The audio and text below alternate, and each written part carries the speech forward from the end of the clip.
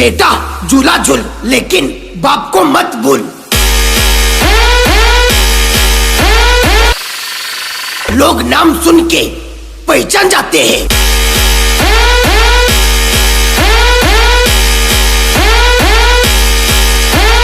बोले तो BA brand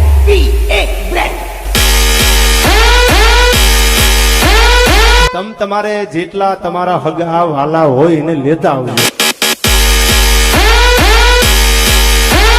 એટલે મનની મનમાં ન રહી જાય।